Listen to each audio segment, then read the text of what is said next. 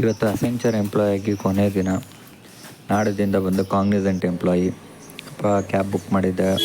Cab ಅವನು ಮುಂಚೆನೇ ಬಂದು ಕಾಯ್ತಾ ಇದ್ದಾನೆ. ಆಲ್ರೆಡಿ ಅರ್ಧ ಗಂಟೆ ಲೇಟ್ ಆಗಿದೆ. ಪಾಪ ಅದೆಷ್ಟು ಬೈಕಣ್ಣು ಏನು.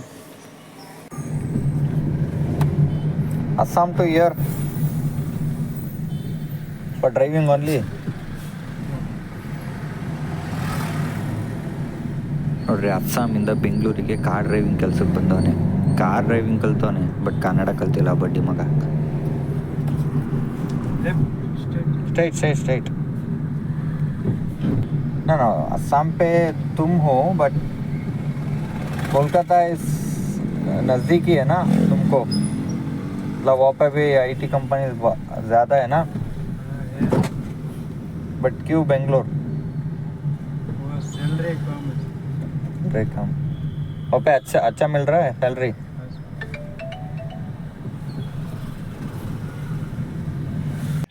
Assign this case to different team. Not sure. Who has worked on such cases? Shiv, are you aware? Okay, Shiv is not there. Darshan is also not there. ಅದರಲ್ಲೂ ಎಂಪ್ಲಾಯ್ ಆಗಿ ಕೊನೆ ದಿನ. ಆಫೀಸಿಗೆ ಬೇಗ ಹೋದರೆ ನಮಗೆ ಮರ್ಯಾದೆ ಕಮ್ಮಿ.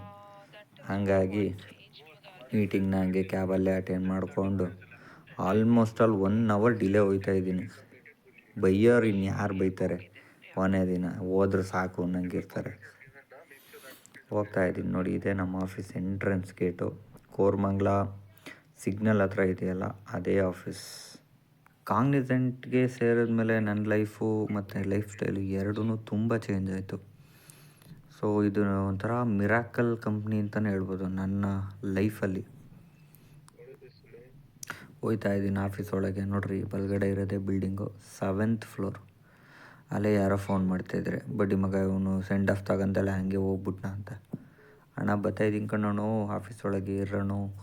ಅಸೆಂಚರು ಸರ್ವಿಸ್ ಬೇಸಲ್ಲೇ ಟಾಪ್ ನಂಬರ್ 1 ಕಂಪ್ನಿ. ಇಲ್ಲಿ ಹೊಸಬ್ರಿಗೆ ಕಲಿಯೋದಾಗಲಿ ಅಥವಾ ಎಕ್ಸ್ಪೀರಿಯೆನ್ಸ್ ಇರೋರಿಗೆ ಕೆರಿಯರ್ ಗ್ರೋತ್ ಆಗಲಿ ಕಲಿಯೋದಕ್ಕಂತೂ ತುಂಬಾ ಚೆನ್ನಾಗಿದೆ ಈ ಕಂಪ್ನಿ. ನನಗೆ ಬಿಡೋಕ್ಕೆ ಮನಸ್ಸಿಲ್ಲ, ಬಟ್ ಏನು ಅಂದರೆ ಸ್ಯಾಲ್ರಿ ಪ್ಯಾಕೇಜು ಮತ್ತು ಈಗಿನ ಕರೆಂಟ್ ಸಿಚುಯೇಷನ್ಗೋಸ್ಕರ ಬಿಡ್ತಾಯಿದ್ದೀನಿ. ಆಲ್ಮೋಸ್ಟ್ ನಾನು 4.5 ಇಯರ್ಸ್ ಇಲ್ಲಿ ವರ್ಕ್ ಮಾಡಿದ್ದೀನಿ. ನಾನು ಆಫೀಸಲ್ಲಿ ಕೂರೋವಂಥ ಜಾಗನ ತೋರಿಸ್ತೀನಿ ಬನ್ನಿ. ಜಾಸ್ತಿ ವೀಡಿಯೋ ಮಾಡೋಕ್ಕಾಗಲ್ಲ, ಸೆಕ್ಯೂರಿಟಿಯವರು ಹಂಗೆ ಕಿತ್ಕೊಂಡು ತಿನ್ನೋ ಥರ ನೋಡ್ತಾ ಇರ್ತಾರೆ. 7th floor.